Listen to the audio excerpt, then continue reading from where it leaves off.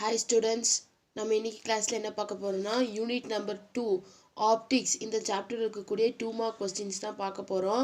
So இந்த chapter optics chapter எதை base பண்ணுன்னு பார்த்தீங்கன்னா full and full light, proper லைட்னா என்னென்ன ப்ராப்பர்ட்டிஸ் ஆஃப் லைட் என்ன, அப்புறம் கான்கேவ் லென்ஸ், கான்வெக்ஸ் லென்ஸ், அதே மாதிரி ஆப்டிக்கல் இன்ஸ்ட்ருமெண்ட்ஸ், ஹியூமன் ஐயோட ஒர்க்கிங், அதோட ஸ்ட்ரக்சர், அதே மாதிரி ஹியூமன் ஐயோட அந்த மைக்ரோஸ்கோப், காம்பவுண்ட் மைக்ரோஸ்கோப்ஸ் இதெல்லாம் பேஸ் பண்ணது இந்த சாப்டர். ஸோ நம்ம இன்னைக்கு இந்த சாப்டர் இருக்கக்கூடிய 2 மார்க் கொஸ்டின்ஸ் தான் பார்க்க போகிறோம். பாருங்கள், பேஜ் நம்பர் 30ல் 10 2 மார்க் கொஸ்டின்ஸ் இருக்குது. இந்த 10 2 மார்க் கொஸ்டின் தான் இன்றைக்கி பார்க்க போகிறோம். ஃபர்ஸ்ட் கொஸ்டின் என்னென்னு பார்த்தீங்கன்னா, what is refractive index? Refractive index அப்படின்னா என்னென்னு கேட்குறாங்க. இது ஃபர்ஸ்ட் கொஸ்டின். செகண்ட் பார்த்தீங்கன்னா, ஸ்டேட் செனல்ஸ் லா. செனல்ஸ் லாவை வந்துட்டு ஸ்டேட் பண்ண சொல்கிறாங்க. இது செகண்ட் கொஸ்டின். தேர்ட் கொஸ்டின் இல்லை, ஏன்னா அது டயக்ராம். தேர்ட் கொஸ்டினும் 10th கொஸ்டின் நம்ம இன்றைக்கி இந்த வீடியோவில் பார்க்கல, அது நெக்ஸ்ட் வீடியோவில் செப்பரேட்டாக தான் பார்க்குறோம். So third question diagram. Fourth பார்த்தீங்கன்னா, define dispersion of light. Dispersion of light அப்படின்னா என்னன்னு சொல்லி கேட்குறாங்க. அது ஃபோர்த் கொஸ்டின். ஃபிஃப்த் கொஸ்டின் பாருங்கள், state Rayleigh's law of scattering. So Rayleigh law of ஸ்கேட்ரிங்கை வந்துட்டு ஸ்டேட் பண்ணணும். இது ஃபிஃப்த் கொஸ்டின். சிக்ஸ்த்து பார்த்தீங்கன்னா, differentiate convex lens and concave lens. So convex லென்ஸுக்கும் கான்கேவ் லென்ஸுக்கும் இருக்கக்கூடிய டிஃப்ரென்ஸ் எழுதணும். இது சிக்ஸ்த்து கொஸ்டின். செவன்த்து பார்த்தீங்கன்னா, what is the power of accommodation of eye? Power of accommodation of eye அப்படின்னா என்ன அப்படின்னு கேட்குறாங்க. இது செவன்த் கொஸ்டின். எயித்து கொஸ்டின் பார்த்தீங்கன்னா, what are the causes of myopia? So myopia அப்படிங்கிறது வந்துட்டு ஐ டெஃபெக்ட். அந்த ஐ டெஃபெக்ட் வர்றதுக்கு என்னென்ன காசஸ், என்னென்ன காரணமாக இருக்குதுன்னு கேட்குறாங்க. Eighth question. நைன்த்து கொஸ்டின் பார்த்தீங்கன்னா, why does the sky appears in blue colour? ஏன் வந்துட்டு ஸ்கை வந்துட்டு ப்ளூ கலரில் இருக்குது அப்படின்னு கேட்குறாங்க. இது நைன்த்து கொஸ்டின். ஸோ இந்த 8 கொஸ்டின்ஸையும் தான் வந்து நம்ம பார்க்க போகிறோம். Third and 10th question separate வீடியோவில் தான் பார்க்க போகிறோம். ஸோ ஃபஸ்ட்டு கொஸ்டின் பாருங்கள், what is refractive index? Refractive index அப்படின்னா என்ன அப்படின்னு கேட்குறாங்க. இதான் ஃபஸ்ட் கொஸ்டின். இந்த கொஸ்டினோட ஆன்சர் பார்த்தீங்கன்னா பேஜ் நம்பர் 17 இருக்குது. பாருங்கள், பேஜ் நம்பர் 17ல் செகண்ட் லா ஆஃப் ரிஃப்ராக்ஷன் ரைட்டிங்கில் second point, the ratio of speed of light in vacuum to the speed of light in medium is defined as the refractive index mu of that medium. So refractive index அப்படிங்கிறது என்ன பார்த்தீங்கன்னா ratio, அதாவது வேக்கத்தில் இருக்கக்கூடிய லைட்டோட ஸ்பீடுக்கும் மீடியத்தில் இருக்கக்கூடிய லைட்டோட ஸ்பீடுக்கும் உண்டான ரேஷியோ தான் என்னன்னு சொல்கிறோன்னா ரிஃப்ராக்டிவ் இண்டெக்ஸ் அப்படின்னு சொல்கிறாங்க. The ratio of speed of light in vacuum, அதான் C, to the speed of light in medium V is defined as the refractive index mu of that medium. So சிங்கிறது வந்துட்டு லைட்டோட speed, வேக்கத்தில் லைட்டோட speed C, விங்கிறது வந்துட்டு மீடியத்தில் லைட்டோட speed, அப்போ V, அப்போ மியூங்கிறது வந்துட்டு refractive index. So mu is equal to C by V. So சிங்கிறது என்ன, speed of light in vacuum, விங்கிறது speed of light in medium. So மியூங்கிறது என்ன, refractive index. So refractive index mu of the medium is defined as the ratio between speed of light in vacuum to the speed of light in medium. So mu is equal to C by V. So mu is equal to C by V ன்னு எழுதிட்டு நீங்கள் இப்படி கூட எழுத வேண்டியதான். refractive index of the medium is defined as the ratio, ஏன்னா division இருக்குது. So ratio between speed of light in vacuum, அதாவது C, due to the speed of light in a medium அப்படின்னு எழுதினா கூட கரெக்ட் ஆன்சர் தான். So இதான் வந்துட்டு first 2 மார்க்கோட ஆன்சர். நெக்ஸ்ட் கொஸ்டின் பாருங்கள். நெக்ஸ்ட் செகண்ட் கொஸ்டின் பாருங்கள், state Snell's law. So Snell's லாவை ஸ்டேட் பண்ணோம். இதுதான் செகண்ட் கொஸ்டின். இந்த கொஸ்டினோட ஆன்சர் பார்த்தீங்கன்னா பேஜ் நம்பர், அதே பேஜ் நம்பர் 17ல் தான் இருக்குது. பாருங்கள், பேஜ் நம்பர் 17ல் the ratio of sine of the angle of incidence and sine of the angle of refraction is equal to the ratio of refractive indices of two media. This law is known as Snell's law. So வந்துட்டு ratio அதாவது வந்துட்டு இன்சிடென்ஸுக்கு உண்டான sign ஆங்கிளும் ரிஃப்ராக்ஷனுக்கு உண்டான sign ஆங்கிளும் எதுக்கு ஈக்குவலாக இருக்கும்னு பார்த்தீங்கன்னா ரெண்டு மீடியாத்தில் உண்டாகக்கூடிய இண்டீசஸ் ரிஃப்ராக்டிவ் இண்டீசஸுக்கு ஈக்குவலாக இருக்கும். இதைத்தான் என்ன சொல்கிறோம்னா செனல்ஸ் லா அப்படின்னு சொல்கிறத சொல்கிறாங்க. The ratio of the sine of the angle of incidence and sine of the angle of refraction is equal to ratio of refractive index of the two media. So mu1 mu2ங்கிறது என்ன பார்த்தீங்கன்னா refractive indices அதாவது வந்துட்டு refractive indexன்னு சொன்னோம்ல அதோட plural தான் refractive indices. So ரெண்டு மீடியாவோட refractive indexாக இருக்கும் அப்படிங்கிறாங்க. அதான் சொல்கிறாங்க the ratio of sine of angle of incidence. So sin Aina angle of incidence, sine of angle of incidence தான் sin I. அதான் சொல்கிறாங்க the ratio of sine of angle of incidence to the sine of angle of refraction is equal to the ratio of refractive indices of the two media. ரெண்டு மீடியாவோட refractive indexக்கு வந்துட்டு அது ஈக்குவலாக இருக்கும். So இந்த லாவை தான் என்ன சொல்கிறோம்னா செனல்ஸ் லா அப்படின்னு சொல்கிறோம். ஸோ இதான் வந்துட்டு செகண்ட் கொஸ்டினோட ஆன்சர். நெக்ஸ்ட் ஃபோர்த் கொஸ்டின் பாருங்க, define dispersion of light. Dispersion of light அப்படின்னா என்னன்னு கேட்குறாங்க. தான் ஃபோர்த் கொஸ்டின். இதோட ஆன்சர் பார்த்தீங்கன்னா அதே பேஜ் நம்பர் 17ல் இருக்குது பாருங்கள். பேஜ் நம்பர் 17ல் refraction of a composite light dispersion of light கொடுத்துருக்காங்க. அந்த டாப்பிக்கில் நான் ஹைலைட் பண்ணியிருக்கேன். when a beam of white light or composite light is refracted through any transparent media such as glass or water, it is split into its component color. This phenomenon is called as dispersion of light. So ஒரு beam of light white லைட்டாகவும் இருக்கலாம், இல்லாட்டி composite லைட்டாகவும் இருக்கலாம். ஏதாச்சும் ஒரு transparent மீடியாவில் refract ஆக முடியும். For example water இல்லாட்டி கிளாஸ் அந்த மாதிரி இருக்கக்கூடிய டிரான்ஸ்பரண்ட் மீடியாவில் ரெஃப்ராக்ட் ஆகும்போது அது என்னவாகும் ஸ்ப்ளிட் ஆகும். அந்த காம்பனன்ட் கலர்ஸாக ஸ்ப்ளிட் ஆகும்னு சொல்கிறாங்க. அதான் சொல்கிறாங்க when a beam of white light or composite light is refracted to any transparent media such as glass or water, it is split into component colors. So வந்துட்டு எந்த லைட்டு வந்துட்டு ஒரு டிரான்ஸ்பரண்ட் மீடியாவில் வந்துட்டு ரிஃப்ராக்ட் ஆனாலும் சரி அது வந்துட்டு காம்பனன்ட் கலர்ஸாக ஸ்ப்ளிட் ஆகிடும்.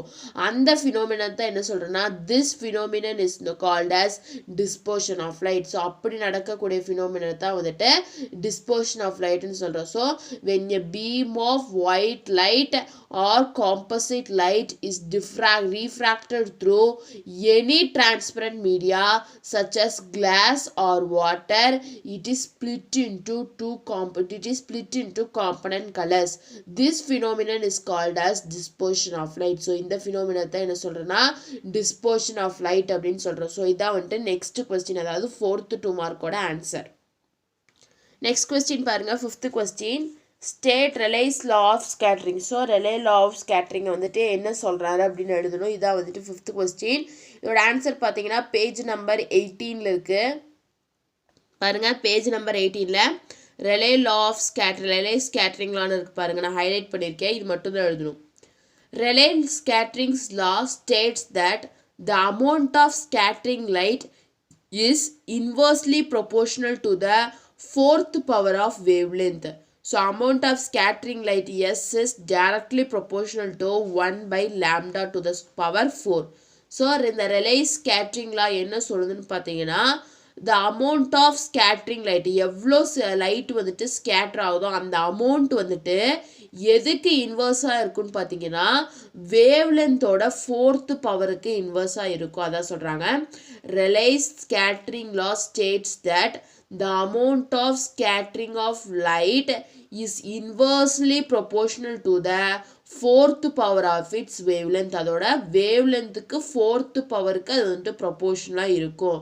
amount of scattering S is directly proportional to 1 by lambda 4. So lambda அப்படிங்கிறது wavelength, அந்த wavelengthோட பவர் 4th பவருக்கு அது ப்ரொபோர்ஷனலாக இருக்கும். So relay scattering law states that the amount of scattering of light அதாவது S is inversely proportional to the fourth power of the wavelength. So வேவ்லென்த்தோட fourth பவருக்கு அது ஈக்குவலாக இருக்கும். ஸோ இதான் வந்துட்டு ஃபிஃப்த் கொஸ்டினோட answer. Next question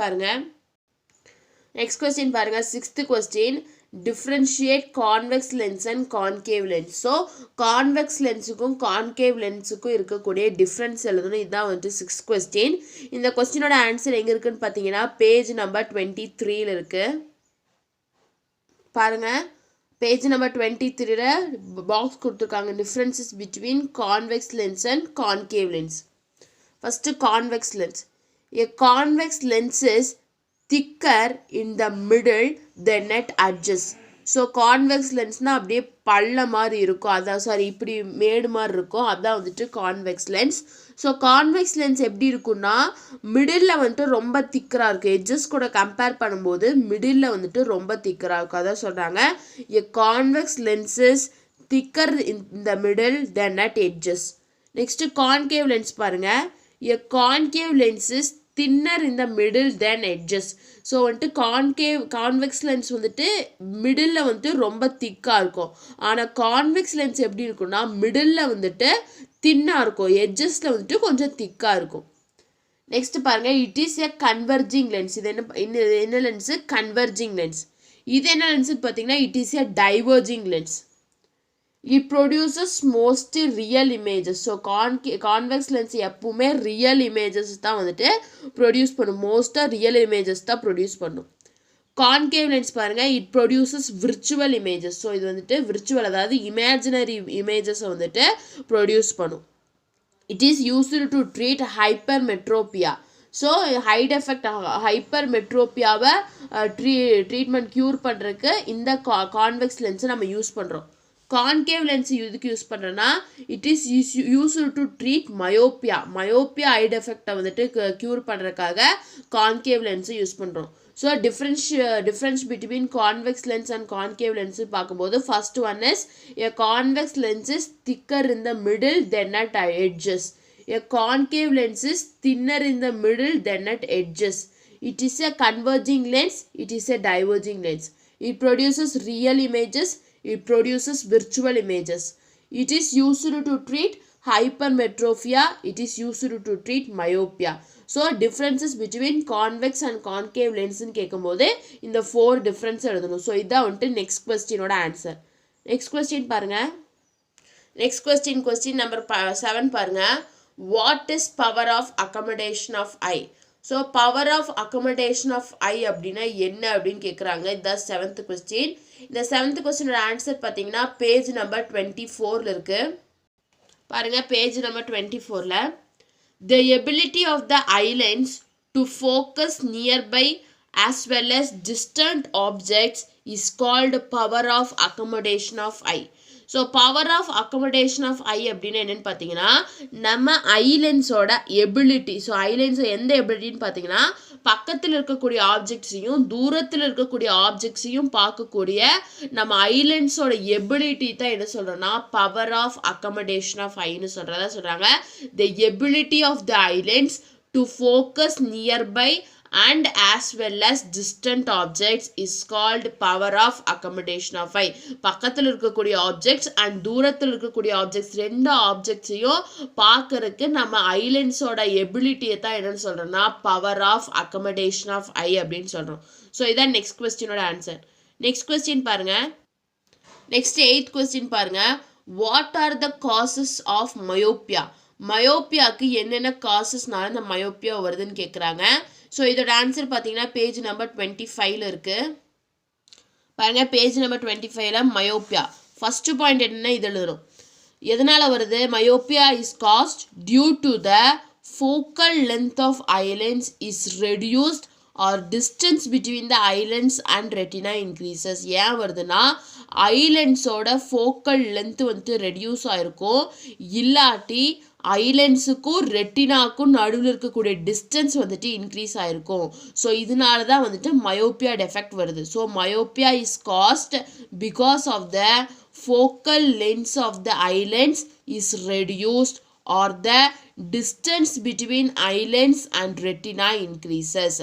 Hence, the fair point will not be infinity for such eyes and fair point has come to close other. So, இதனால் என்ன ஆகும், நம்மளால் தூரத்தில் இருக்கக்கூடிய ஆப்ஜெக்ட்ஸை வந்து நம்மளால் பார்க்க முடியாது. ஸோ அது க்ளோசர் பக்கத்தில் வர வர வர வர நம்மளால் பார்க்க முடியும். ஸோ இந்த எஃபெக்டில் வந்துட்டு பக்கத்தில் இருக்கக்கூடிய ஆப்ஜெக்ட்ஸ் தான் நமக்கு கிளியராக தெரியும், தூரத்தில் இருக்கிறது வந்துட்டு தெரியாது. ஸோ இதுக்கெல்லாம் என்ன causes? So myopia is caused due to the focal length of eye lens is reduced or the distance between the eyelids and retina increases. இது மட்டும் எழுதுனா போதும். ஸோ இதான் வந்துட்டு நெக்ஸ்ட் கொஸ்டின், அதாவது 8th கொஸ்டினோட ஆன்சர். நெக்ஸ்ட் 9th கொஸ்டின் பாருங்க. why does the sky appear in blue color? ஏன் வந்துட்டு ஸ்கை வந்துட்டு ப்ளூ கலரில் இருக்குது அப்படின்னு கேட்குறாங்க. இதான் 9th கொஸ்டின். இந்த கொஸ்டினோட ஆன்சர் பார்த்தீங்கன்னா பேஜ் நம்பர் 18ல் இருக்குது. பாருங்க, பேஜ் நம்பர் 18ல் when sunlight passes through the atmosphere, the blue color is scattered to a greater extent than the red color. So sunlight வந்துட்டு அட்மாஸ்பியரில் பாஸ் ஆகும்போது அந்த ப்ளூ கலர் என்ன ஆகும்னு பார்த்தீங்கன்னா ஸ்கேட்டர் ஆகும். அதாவது ரெட் கலரை விட அதிகமாக கிரேட்டர் எக்ஸ்டென்ட்டுக்கு வந்துட்டு ஸ்கேட்டர் ஆகும். This scattering causes the sky to appear in blue color. So அதனால தான் நமக்கு வந்து ஸ்கை வந்து இந்த ஸ்கேட்டரிங்னால தான் ஸ்கை வந்துட்டு நமக்கு ப்ளூ கலராக தெரியுது. So when the sunlight passes through the atmosphere, the blue color is scattered to a greater extent than the red color. So due to this scattering, it causes the sky to appear in blue color. So இதான் வந்துட்டு 9th கொஸ்டினோட answer. So நம்ம இன்னைக்கு கிளாஸில் optics சாப்டரில் இருக்கக்கூடிய 8 2 mark questions பார்த்தோம். So இந்த 8 2 மார்க்ஸில் ஏதாச்சும் டவுட் இருந்துச்சு அப்படின்னா கமெண்ட் பண்ணுங்கள். இந்த வீடியோ கிளாஸ் பிடிச்சிருந்தா லைக் பண்ணுங்கள், ஷேர் பண்ணுங்கள், சப்ஸ்கிரைப் பண்ணுங்கள். தேங்க்யூ.